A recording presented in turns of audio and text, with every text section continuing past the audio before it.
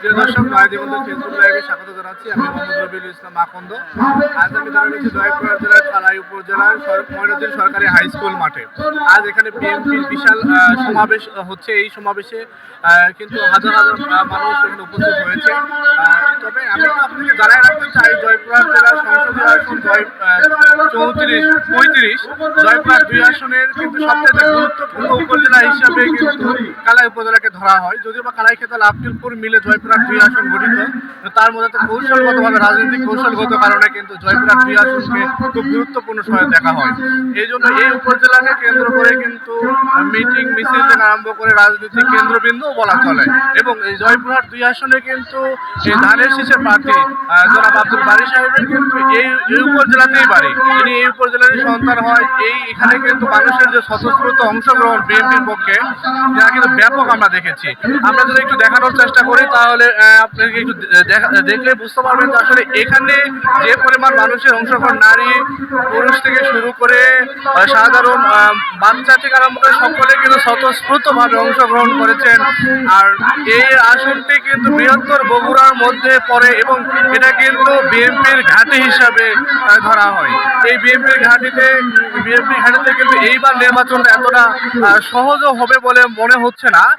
কারণ সাধারণ মানুষও সকলে বলছে যে এবার প্রতিদ্বন্দ্বিতাপূর্ণ নির্বাচনের কারণে কিন্তু সকলে কিন্তু জামাত এবং বিএনপি সকলেই কিন্তু এই নির্বাচনকে ভালোভাবে, বিশেষ করে এই কালাই উপজেলাকে কিন্তু তারা কঠিনভাবে দেখছে এবং কালাই উপজেলাকে ধরে রাখার জন্য বিএনপি এবং জামাত দুই দলই মরিয়া হয়ে আছে। এবং এই সমাবেশগুলো কিন্তু দেখা যাচ্ছে যে এই সমাবেশগুলো কিন্তু তাদের জনসমাগমকে কেন্দ্র করে কিন্তু তাদের একটা শক্তি বা তাদের যে সমর্থন, এই সমর্থনের একটা বহিঃপ্রকাশ কিন্তু তারা দেখাচ্ছে। এবং এই মুহূর্তে আমি এখানকার নেতার সঙ্গে কথা বলে জানার চেষ্টা করব যে আসলে এখানকার তারা যে আজকে যা সর্বশেষে যে উপস্থিতি এবং মানুষের যে সমাগম, এই সমাগমকে কেন্দ্র করে তাদের মতামত একটু জানার চেষ্টা করব। একটু তার সঙ্গে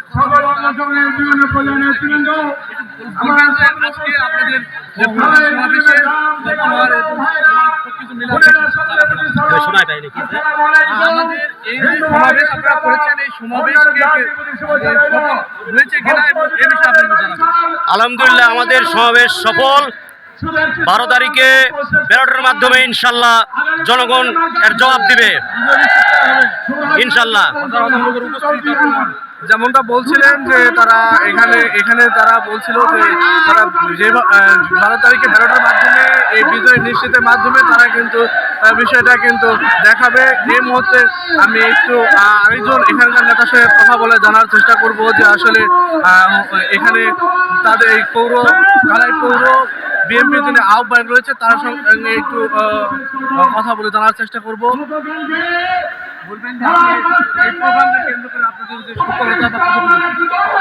আসসালামু আলাইকুম।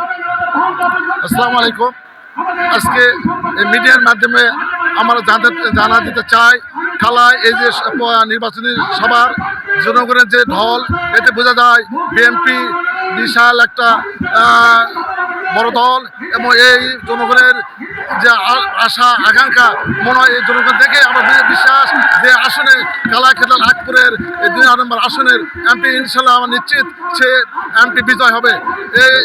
এই যে জনগণের যে জনস্রোত, এই স্রোত বোঝা যাচ্ছে বিএনপি সরকার আসবে।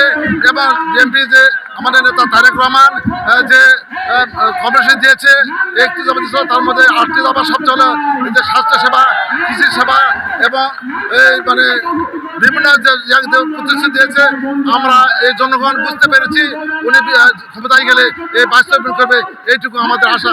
এই জন্য এই জনগণের এত আনন্দ বা উৎসব, এই আসনকে আমরা অলঙ্কিত করবো, এইটুকু আমাদের সবারই আশা ইনশাল্লাহ। তারা কিন্তু বলছিলেন যে তারা এই আসনটাতে বিজয় লাভের জন্য শতভাগ আশাবাদী। এবং আমি এই মুহূর্তে একটু জয়পুরহাট 2 আসনের যিনি সংসদ পদপ্রার্থী, বিএনপির পক্ষে যিনি সংসদ পদপ্রার্থী জনাব আব্দুল বারী সাহেবের সঙ্গে একটু কথা বলে তার মতামত জানার চেষ্টা করব।